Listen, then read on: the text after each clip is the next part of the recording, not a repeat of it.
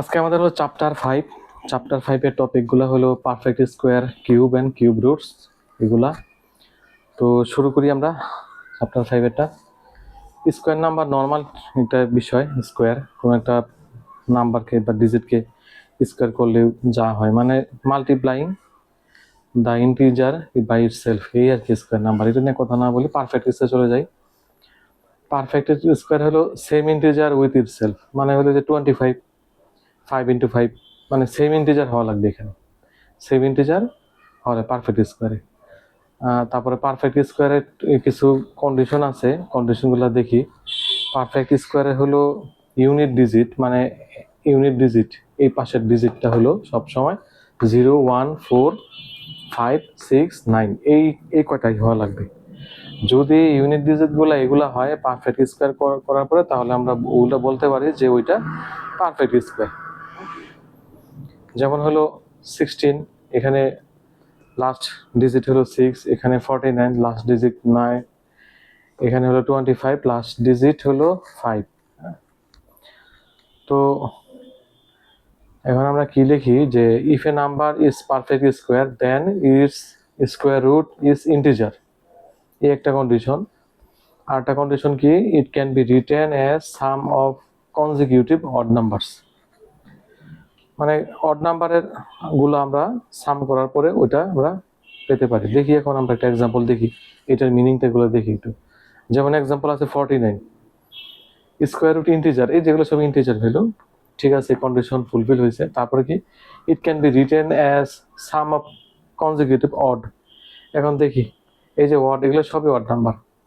তারপর দেখি এখানে কি, এখানে দেখি যে কনজিকিউটিভ নাম্বার কেমনে হলো 1, 3, 5, এই যে টুটা, মানে দুইটা ডিজিটের ডিফারেন্স হলো 2 এখানে।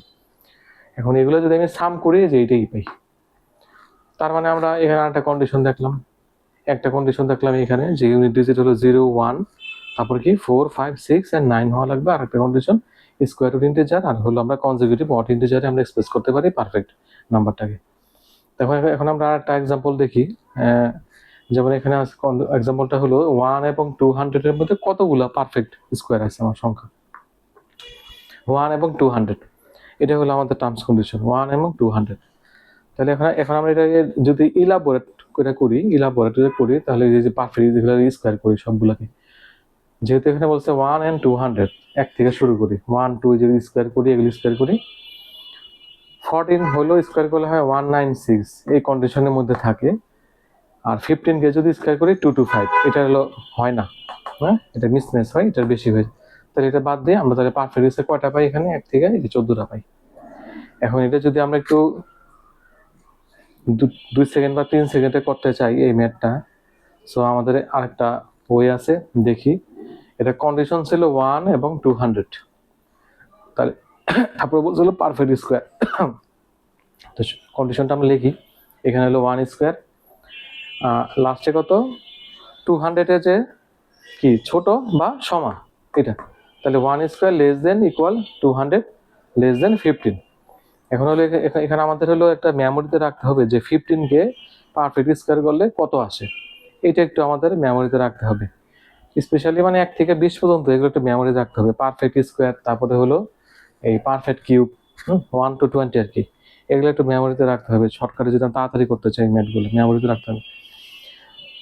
তাহলে আমরা এখানে দেখি যে এটা তো এক্সিট করে, এটা তাহলে আমরা বাদ দিতে হবে, এটা আমরা বাদ দিই।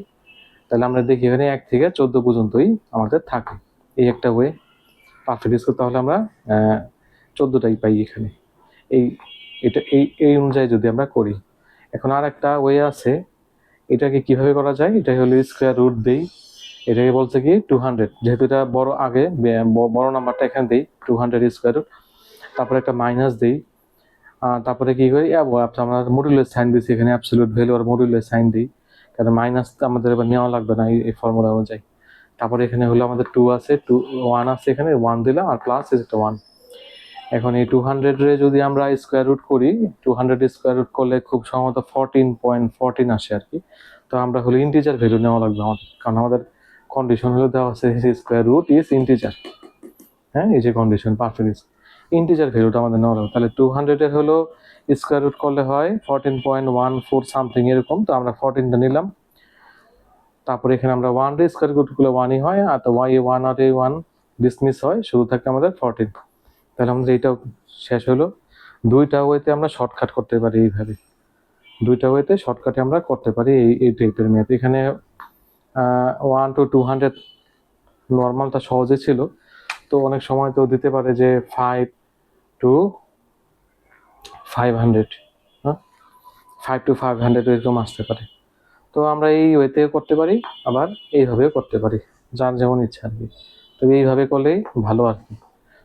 হ্যাঁ শর্টকাটেই আমরা দেখি, লং কাট শর্টকাট দুইটাই দেখলাম আর কি।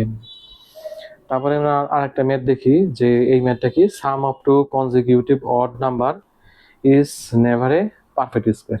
এটা কি বলছে যে দুটা কনজিকিউটিভ অড নাম্বারের সাম কখনোই পারফেক্ট স্কোয়ার না। আসলে দেখি এটা কতটুকু সত্য বা মিথ্যা, দেখি এটা। এখানে দেখি এখন কি বলছে, সাম অফ টু অড নাম্বার, দুইটা কনজিকিউটিভ, তাহলে 1 + 3 4 এটা পারফেক্ট স্কোয়ার হয়। 3 + 5 এটা আবার 8 হয়, এটা পারফেক্ট স্কোয়ার না। তারপরে 5 + 7 12 হয়, এটাও পারফেক্ট। আবার 7 + 9 16 এটা আবার পারফেক্ট স্কোয়ার। তাহলে এইটা হলো সবসময় সত্যি না আর কি। তাহলে আমরা বলতে পারি যে sum of two consecutive odd number is sometimes perfect square but never a perfect square. তাহলে এটা সবসময় সত্যি না। তারপরে আমরা কিউবে আসি। কিউবের ডেফিনেশন হলো কি, একটা সংখ্যাকে 3 টাইমস যদি মাল্টিপ্লাই করি ওইটাই হলো কিউব। তো কিউব রুটটা কি, রিভার্সের কিউব রুট হলো কিউবের হলো রিভার্স, অপোজিটটা আর কি কিউব রুটটা। যেমন আমরা দেখি এখানে যে if n cube equal to a then cube root of a is n। Example একটা দেখি, যেমন 8 কিউব রুট 3, এই যে এটাকে আমরা এইভাবে লিখতে পারি 2 3, এই 3 আর 3 এই 3 মানে মিসম্যাচ হয়ে যায়, এটা কাটাকাটি যায়, থাকে এখানে আমরা 2। তো এখানে একটা জিনিস আমরা দেখি যে স্কোয়ার যে রুটটা এটাকে আমরা এইভাবে কল্পনা করব, হাফ স্কোয়ার। আর যদি স্কোয়ারের উপরে যদি এরকম থাকে 1 3, তখন আমরা এইভাবে এটাকে ধরবো 1/3।